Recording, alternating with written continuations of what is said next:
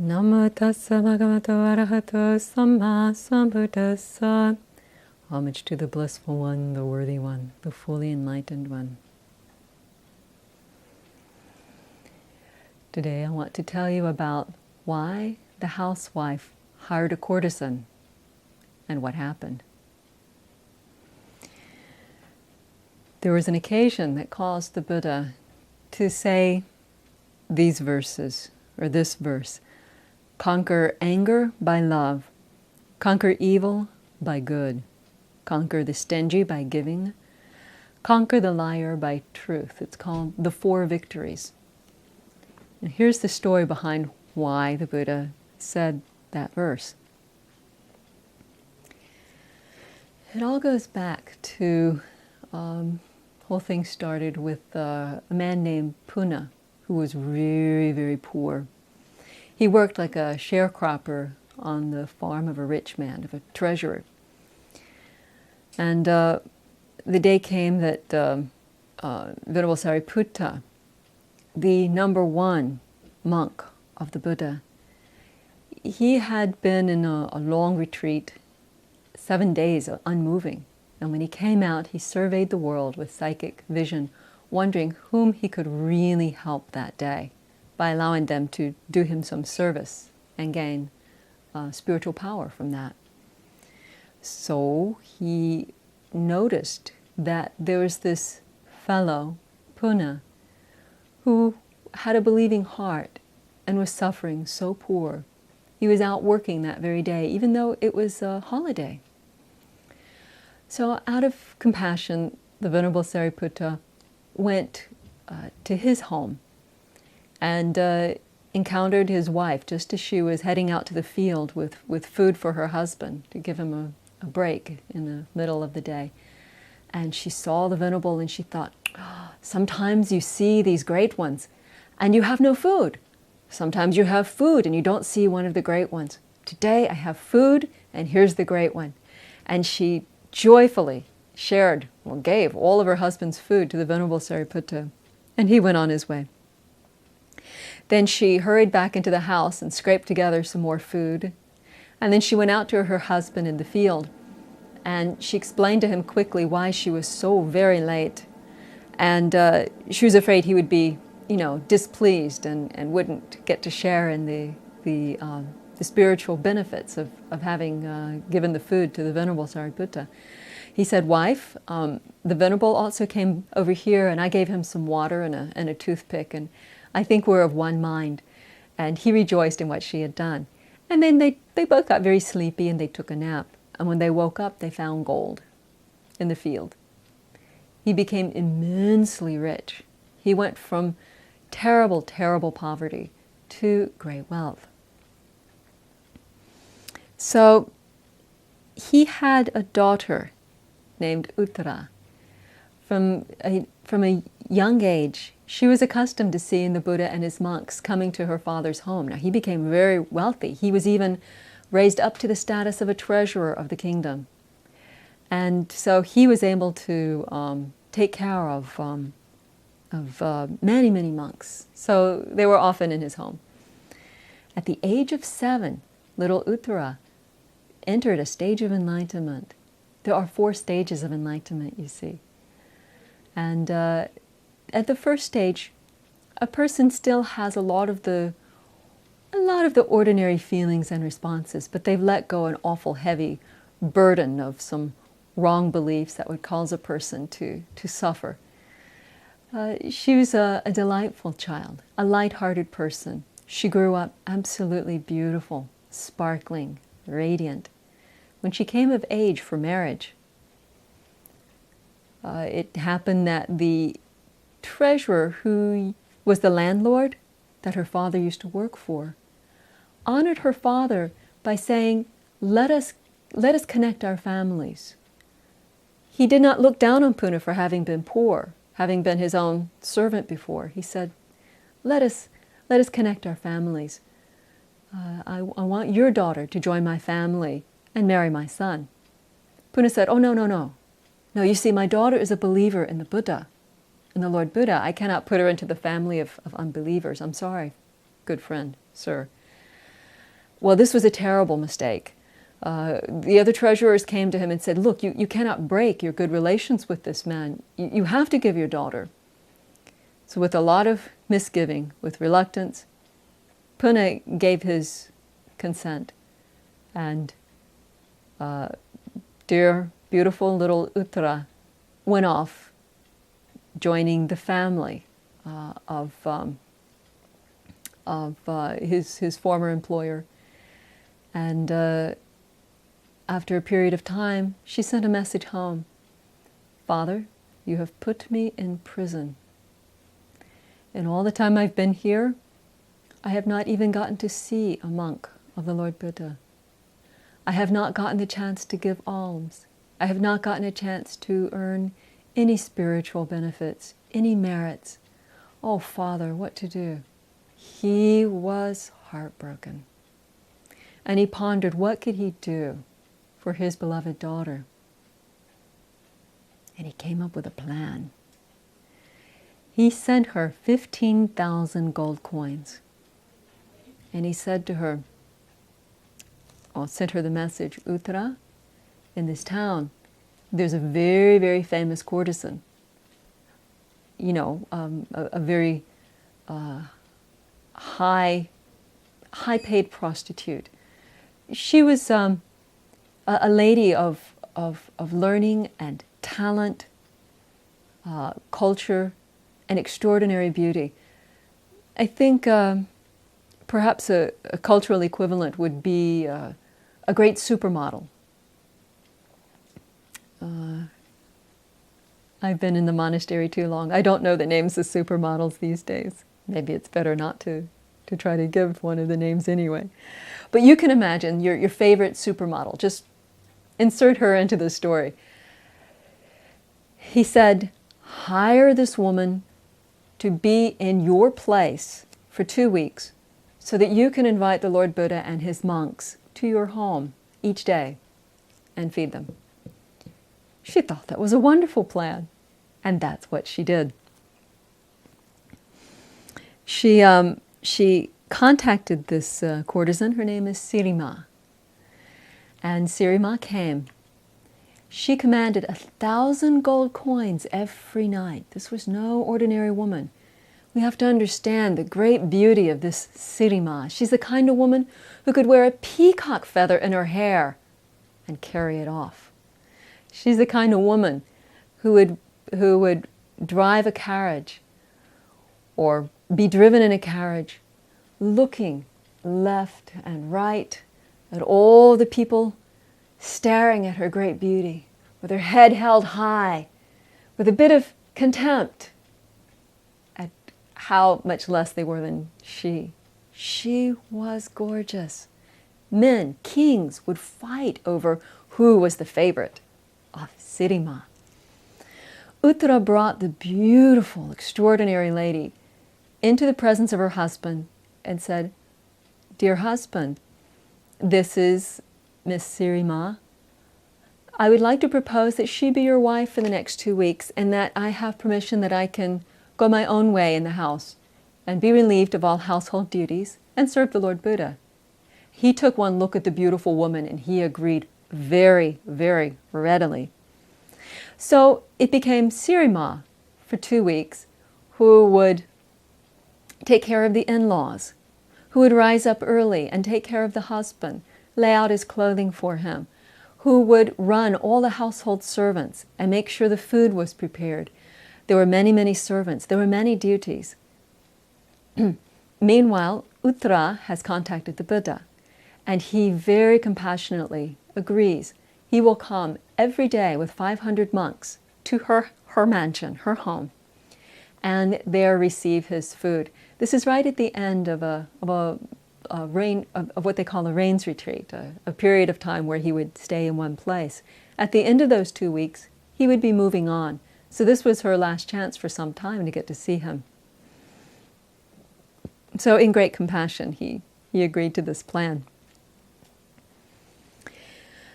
So the days went by, and day after day, Uttara was in the kitchen with her sleeves rolled up and flour and ghee and butter all over her, And you can just imagine the dust and the chaos, well, the floury dust and the chaos in the kitchen.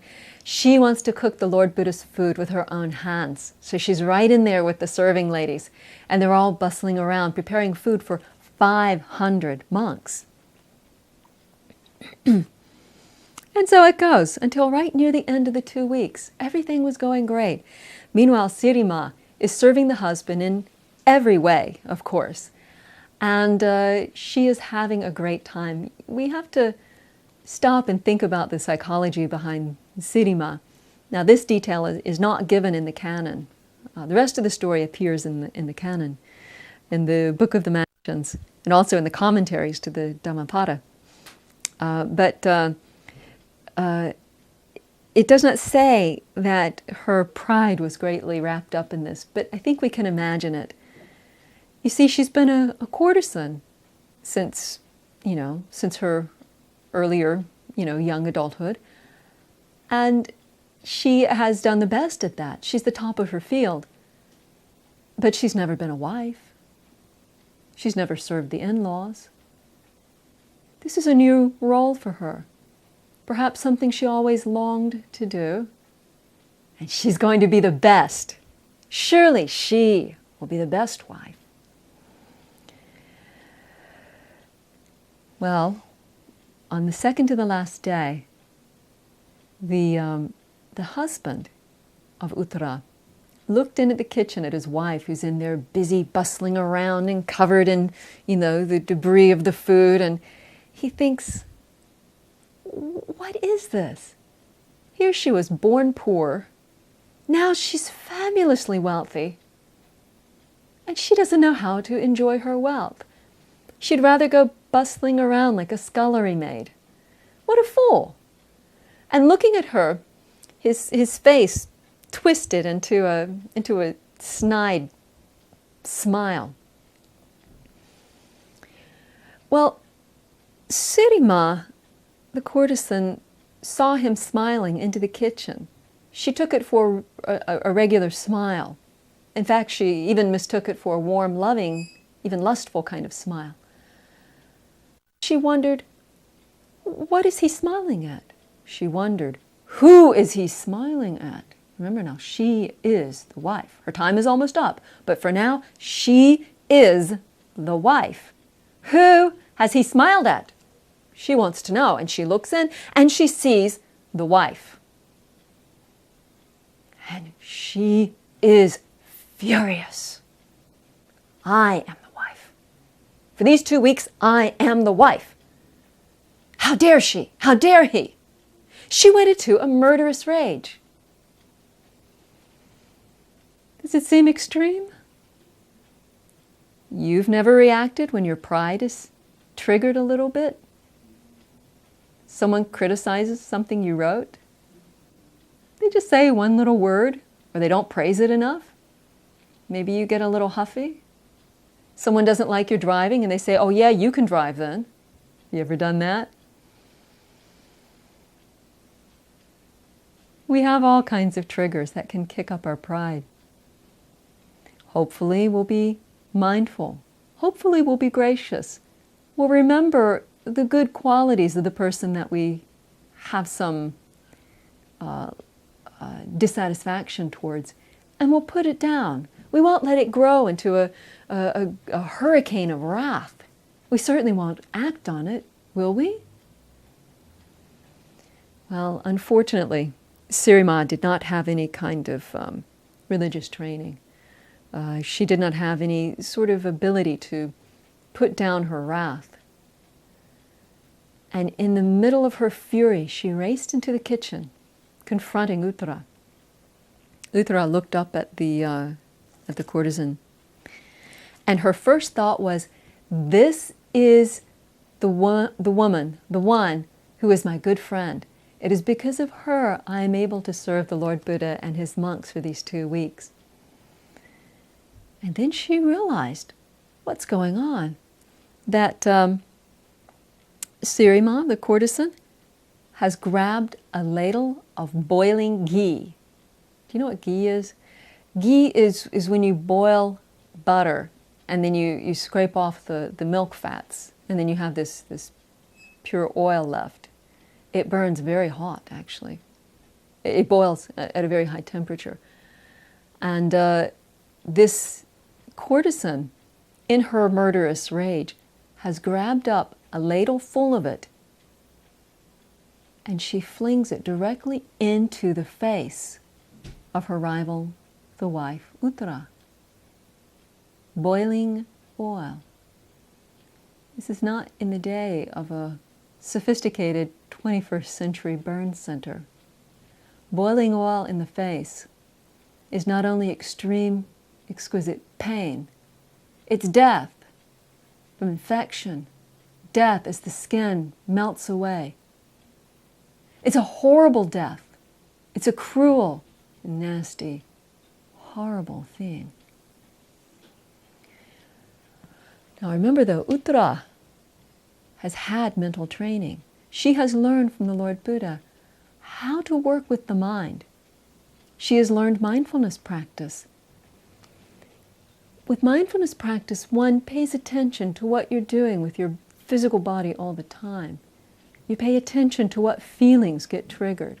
You pay attention to your mind states. You know what's going on inside and outside of you, right around you, all the time. You're alert, you're awake. That's mindfulness. She's very good with mindfulness. She's also very strong in loving kindness. She's cultivated her heart to be so bright and so open. It's not because she was born special. It's because she trained her mind. Anybody can do it if they just get the directions and follow through. So as this boiling oil is being thrown into her face, her mindfulness is so quick and her loving kindness, well developed, is so strong that she's able to have this thought. Now think, what would you think with boiling oil coming towards your face? You might think help. You might think ag, or some screaming kind of sound. You might think, let me kill her. She thinks, she's just had that thought, mind you, that this is my good friend. It's because of her I'm able to serve the Lord Buddha. She's able to think, if I have an iota of anger, even a tiny bit of anger towards this woman, let the boiling oil sear me. Let it burn. And if not, let it roll off of me like water, harmlessly. She's very quick. She had time to think all of that. And the boiling oil hit, and what do you think it did? It rolled off of her, harmlessly. So what did the courtesan do? She grabbed another ladle full of oil and came at her again. That's what she did. Well, by this point, the serving ladies in the kitchen have become aware of what's happening. Someone is trying to murder the beautiful, lovable lady of their home. And they were fierce. They didn't have this mental training. They attacked Sirima hard. They didn't just disarm her of the boiling oil. They flung her to the ground and they beat her with their fists and they kicked her with their feet. While Uttara, the one that the courtesan tried to kill, is standing there crying out, don't hurt her, don't hurt her. Uttara finally had to throw herself on top of Sirima's body on the floor before the serving ladies would back off and stop kicking and beating. And there they are on the floor. And then all's quiet for a moment. And then Sirima looked at the courtesan. She said, why did you do this evil thing? And then she helped the courtesan sit up. And she called to her servant ladies, get this oil, get this thing, get this plaster, get this, because this courtesan was hurt. And they brought her all these healing oils and ointments, and she applied them herself onto the cuts and bruises, bandaged her up a bit. By now, of course, the courtesan's rage is long gone. Rage is fickle like that, you know. You can act on it in a great frenzy, ride the crest of the wave. And then there's that sickening moment when all the repercussions start to become clear in the mind. What has she done? Here she is, one of the famous great ladies of her time, and she just tried to kill the treasurer's daughter. It's like some famous lady, you know, Heidi, Madonna, just tried to kill Bill Gates' daughter. This is big news. This is a big splash. This is possibly going to lead to execution even. This is attempted murder. She's horrified at what she has done. Anger leads us to that point, doesn't it? And she bows all the way down to the ground, puts her forehead at the feet of the wife and says, "Oh, please forgive me." Now again, the wife, Uttara, with her mental training, is very quick, very shrewd. And she instantly comes up with the response that's just right. She says, "I'll forgive you if my father forgives you." And the courtesan says, "Oh, your father, Puna, the treasurer." The wife says, No. That's my father in the rounds of rebirth in samsara. I mean my father not in the worldly life, my father in the spiritual life, the Lord Buddha. If he forgives you, I forgive you." So you see what she's done. She's cleverly created a meeting between the Lord Buddha and the courtesan, and at a moment when the courtesan's heart is blown wide open by her remorse. So the courtesan says, "Oh yes, okay." And in her feeling of shame, she wants to do something. So she says, "Look, let me go home to my own mansion, and my ladies and I will prepare the meal for tomorrow, and we'll bring it. You can serve it because I'm too ashamed, I can't. But you serve the meal, and when the Lord Buddha is done, I'll beg his pardon." And that's what she did. She went home and told her own ladies what had happened. And they went to work all night, and they made the food for the 500 monks headed by the Lord Buddha. And they came all the way back in the morning with all this food, the whole feast fully prepared. And then the feast was served. Everyone ate. The Lord Buddha showed he had finished by removing his hand from his alms bowl. And then it was the time. We have to stop and think. Remember, this is big news. Now, you can't imagine that all the serving ladies of the kitchen kept this thing to themselves. You know, one of the most famous ladies of the day has just tried to kill one of the other most famous ladies of the day without reason. This is big stuff. And so it must have spread all around. The canon doesn't specify that there was a huge crowd gathered, but I would imagine that there was. Certainly, though, you had Sirima's own serving ladies. You had all the household servants of Uttara's household, plus Uttara's husband and her in-laws, and all the 500 monks gathered. So, Sirima comes running out. She flings herself onto the ground in front of the Lord Buddha, bowing to him and begging forgiveness. And the Buddha says, "Well, for what should I forgive you, Sirima?" And the courtesan says, "Lord, I did this and this. I became jealous. I poured the boiling oil. It didn't burn her. I tried again," and so forth. And the Buddha said, "Is this story true, Uttara?" And she said, "Yes, Lord, it happened just like that." And the Buddha said, "Uttara, what was in your mind when the boiling oil came at you?" She said, "Lord, I had the thought that this woman is my good friend because she allowed me to serve you and the monks. And that if I have any anger towards her, even an iota, let the boiling oil sear me, but if not, if I have only loving kindness, let it roll off of me like water." And the Lord Buddha said, "Sadhu, sadhu, well done, Uttara." And he praised her. And he talked. He gave a Dhamma talk. We don't know exactly what the contents of the Dhamma talk were, but he ended up with that stanza that I mentioned to you before. Conquer anger by love. Conquer evil by good. Conquer the stingy by giving. Conquer the liar by truth. Here, anger and evil were conquered by loving kindness and goodness. So, what do you think happened as the result of all this? Sirima became enlightened. She went to the first stage of enlightenment. And who else do you suppose did? The husband, the unbelieving husband, who thought it was such a joke that the wife wanted to serve these monks. He entered the first stage of enlightenment along with his parents, and many, many people benefited. Such is the power of loving kindness. Such is the power of a good, loving, mindful reaction. So how do you want to react? You're driving along and someone does something unsafe. Maybe even gives you a rude gesture as they go by. Are you going to become angry? Or are you going to be mindful and kind?